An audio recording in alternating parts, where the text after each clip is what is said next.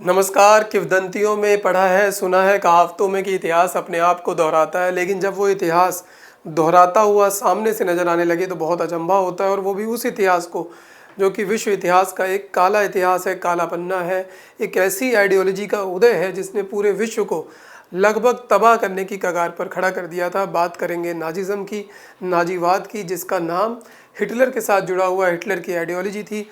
उस आइडियोलॉजी ने पूरे विश्व को दूसरे विश्व युद्ध में झोंक दिया था। और वो विश्व युद्ध तब खत्म होता है जब जापान के ऊपर न्यूक्लियर बम से हमला किया जाता है। तो 1 सितंबर 1939 को जब हिटलर ने कहा कि अब हम पोलैंड में घुसेंगे, तो वहाँ से दूसरे विश्व युद्ध की शुरुआत हो जाती है। और उसके एग्जैक्ट 85 साल के बाद 1 सितंबर 2024 को उसी ईस्टर्न जर्मनी में, जर्मनी के ईस्टर्न भाग में इलेक्शन होता है। वहाँ पर उसी आइडियोलॉजी की जो पार्टी है उसको सबसे ज़्यादा बढ़त मिलती है। पूरा विश्व इस बात को लेकर अचंभित है कि ये क्या हो गया और अब आगे विश्व का क्या होगा, क्योंकि ये विश्व के लिए, जो लिबरल डेमोक्रेसीज हैं, उनके लिए एक अच्छी खबर नहीं कही जा सकती। तो ये देख लेते हैं कि पहले ईस्टर्न और वेस्टर्न जर्मनी की बात क्या है, क्योंकि वो ज़रूरी है। जिस तरीके से ईस्टर्न यूपी और वेस्टर्न यूपी में भेद किया जा सकता है कि वहाँ पर एक प्रोस्पेरिटी है, उधर उतनी प्रोस्पेरिटी नहीं है, उसी तरीके से ईस्टर्न जर्मनी और वेस्टर्न जर्मनी की भी बात है। क्योंकि जब विश्व युद्ध शुरू होता है और जब ख़त्म होता है, तब तक जो जर्मन एम्पायर था वो बिल्कुल ख़त्म हो जाता है। और जो ईस्टर्न वाला हिस्सा है उस पर यूएसएसआर का कब्जा हो जाता है, जो वेस्टर्न वाला है उस पर वेस्ट का कब्जा हो जाता है, यानी कि जो यूएस से लेड अलाइज थे उनका। लेकिन जो जर्मनी की कैपिटल थी बर्लिन, वो ईस्टर्न जर्मनी में पड़ती है। और यहाँ पर भी डिवीज़न कर दी जाती है उस पर्टिकुलर शहर की। बर्लिन की दीवार के नाम से वो 45 साल तक फेमस रहती है। बर्लिन के लोग ही एक दूसरे से अलग रहते हैं। आखिर में वो दीवार टूटती है और फिर इन दोनों का विलय होता है।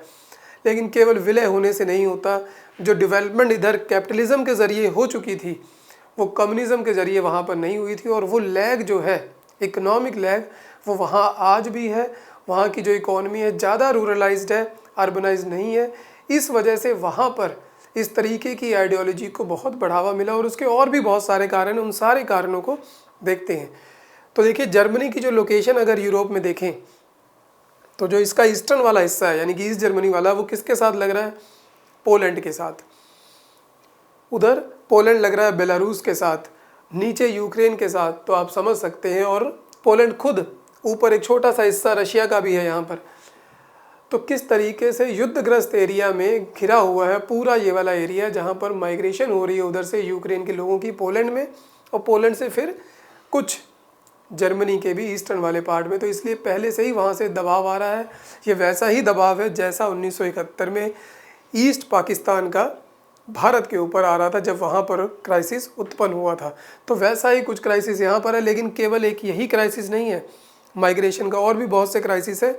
और माइग्रेशन भी केवल यहाँ से नहीं है, माइग्रेशन यहाँ से भूमध्य सागर से भी है, जिसके लिए जो सीरियन सिविल वार है वो जिम्मेवार रही है, अफ़गान युद्ध जिम्मेवार रहा है।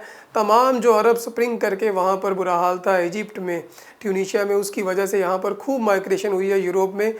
और उसके लिए जिम्मेदार खुद जर्मनी की जो सेंट्रिस्ट पार्टी है, क्रिश्चियन डेमोक्रेटिक पार्टी है, उसकी जो चांसलर रही एंजेला मर्केल, उनका इसमें बहुत बड़ा योगदान है। जब वो टाइम आया क्राइसिस का 2011 में, तो लोग छोटी छोटी जहाज़ में भूमध्य सागर को पार करने लगे। लोग डूब जाते थे, मर जाते थे। यूरोप को समझ में नहीं आ रहा था क्या करे, यूएन को समझ में नहीं आ रहा था क्या करे, क्योंकि बहुत अधिक वहाँ पर मारामारी मच गई थी। आईएस का उदय हो गया था, उसने इस्लामिक स्टेट को घोषित कर दिया था और लोग उसमें रहना नहीं चाहते थे। उस मौके पर यूरोप ने अपनी बाहें खोली। उन्होंने कहा कि आओ, हम तुम्हें अपनाएंगे, तुम भी हमारे भाई हो। ह्यूमैनिटेरियन क्राइसिस है। सबसे ज़्यादा जो सीरियन जो रिफ्यूजी थे वो जर्मन ने लिए, उन्होंने इनको मदर कह के घोषित किया। लेकिन उसका फल नहीं मिला यूरोप को, क्योंकि जितने रिफ्यूजी आए वो उसी पर्टिकुलर धर्म से थे। उन्होंने लिबरल डेमोक्रेसी की उन सारी अच्छी बातों को बिल्कुल भी नहीं माना, और जो जैसा रहना चाहते थे वैसे रहे। और इसी वजह से वहाँ पर अब क्राइसिस आ गया, और उस क्राइसिस बहुत अधिक लेवल पे बढ़ गया है। तो देखिए किस तरीके से वहाँ पर क्राइसिस आया था। भूमध्य सागर से सब लोग यूरोप की तरफ जाना चाहते थे। सीरिया से सबसे ज़्यादा थे, कोसोवो, अफ़गानिस्तान, अल्बानिया, इराक, ये सब लोग इधर जा रहे हैं पिछले 10 सालों में। देखिए कितने ज़्यादा लोग गए हैं। सीरिया से 29% लोग असाइलम मांग रहे थे यूरोप में, और लगभग लोगों को दिया भी गया। ISIS से उनको बचने के लिए। लेकिन उसका नतीजा क्या हुआ? उन्होंने अपनी कल्चर, अपनी आइडियोलॉजी को नहीं छोड़ा और जो दूसरे लोग थे यूरोपियन, उनके ऊपर क्राइसिस आ गया, क्योंकि पहले ही 2008 की जो इकोनॉमिक रिसेशन थी उसके बाद अभी इकॉनमी उभर नहीं पाई थी। 2020 में कोविड आ जाता है, उसके बाद इन लोगों को भी संभाला जा रहा था, इन लोगों के ऊपर पैसा लग रहा था। उसी बीच में रशिया यूक्रेन युद्ध हो जाता है शुरू। एनर्जी की जो सप्लाई थी रशिया के द्वारा वो बंद कर दी जाती है, जो एनर्जी की रेट थे वो बढ़ जाते हैं। तो जो ओवरऑल क्राइसिस था इकॉनमी का वो बहुत अधिक बढ़ गया और उन सब का जो नतीजा हुआ वो सारा निकला है दो तरफ, एंटी इमिग्रेशन यानी कि सबको भगाओ, दूसरा जो फार राइट पार्टीज़ हैं उनको लाओ।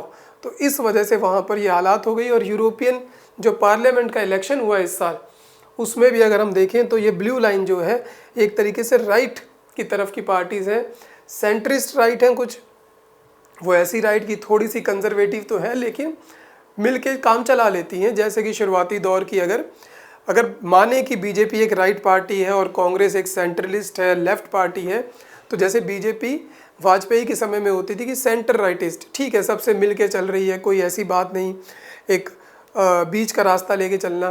फिर उसके बाद थोड़ा सा मोदी जी आए तो थोड़ी सी लगता है कि राइट की तरफ चलेगी और कुछ लोगों का कहना है कि अभी योगी जी को आने दो तब बताएंगे क्या होगा। तो हो सकता है कि तब जो लिबरल लोग हैं, जो लेफ्ट के लोग हैं, कहें कि ये फायर राइट हो गई। तो इस तरीके से ये डिवीज़न होती है। वहाँ पर भी ऐसा ही है कि कौन कितना राइट है।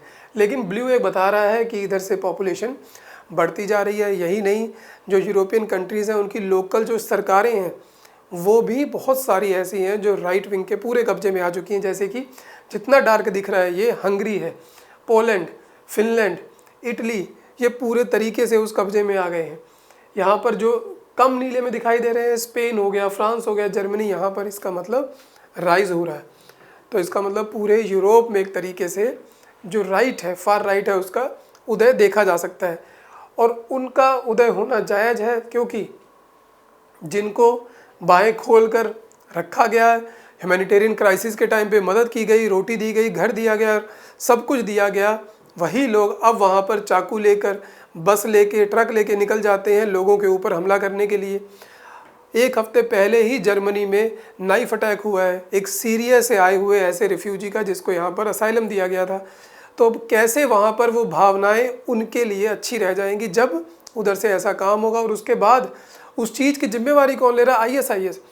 ISIS के कारण भागकर सीरियन लोग वहाँ पर आए और सीरियन लोग अब ISIS के कहने पर जर्मनी में हमला कर रहे हैं। अगर ये सच है तो कितनी बड़ी विडंबना है।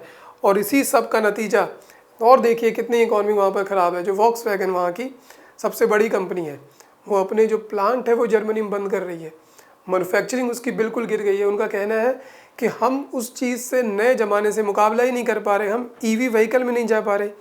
जो सब टेस्ला ने मार्केट को काबू कर लिया है तो वो यहाँ से क्लोज़ कर रहे हैं क्योंकि मैकेनिकल गाड़ियाँ कम हो रही हैं। इंटेल पैसे वापस ले रही है जितने वहाँ से लगा रखे हैं। तो जर्मनी की जो इकोनॉमिक हालात है वो ठीक नहीं है, एंटी इमिग्रेशन क्राइसिस बहुत बढ़ गया है। उन सब का नतीजा हुआ है जो कल वहाँ पर इलेक्शन का रिज़ल्ट आया है जर्मनी में।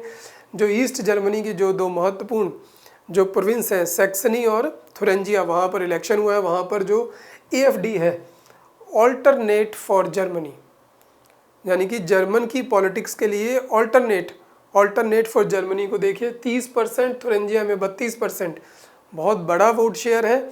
और जो उसके नीचे है क्रिश्चियन डेमोक्रेटिक पार्टी जो इस वक्त ऑपोजिशन में है, जो एंजेला मर्केल वाली पार्टी है, उसको मिले हैं 32%, यहाँ पर 23%। और एक और वहाँ पर पार्टी है जो एक्सट्रीम लेफ्ट है, BSW, उसको भी 15% मिले, 11%। तो ये सेम सिचुएशन है जो 1930 में जर्मनी में थी, जहाँ पर एक तरफ राइट विंग का उदय हो रहा था, दूसरी तरफ लेफ्ट पार्टीज का उदय हो रहा था। उनके क्राइसिस की वजह से वहाँ पर हिटलर का उदय होता है, जिसे कहा जाता है काउंटर रेवोल्यूशन, यानी कि एक रेवोल्यूशन हो रही थी लेफ्ट की, एक राइट की हो गई, काउंटर रेवोल्यूशन हो गया, उसके लिए टर्म यूज़ होता है। तो वहाँ पर जो सिचुएशन जर्मनी में बन रही है बहुत गंभीर है, इसलिए क्योंकि लोग साथ हैं राइट विंग के और जो नीचे वाली सारी पार्टी हैं उनका कहना है हम उनके साथ मिलकर सरकार नहीं बनाएंगे और वहाँ पर अब क्राइसिस आएगा। और एक और प्रोविंस है उसका इलेक्शन होने वाला है अगले महीने, इसी महीने के अंत में। वहाँ भी उम्मीद है कि वो पूरा राइट विंग की तरफ जाएगा, लेकिन उससे कुछ होने वाला नहीं है क्योंकि मामला आगे बढ़ गया है।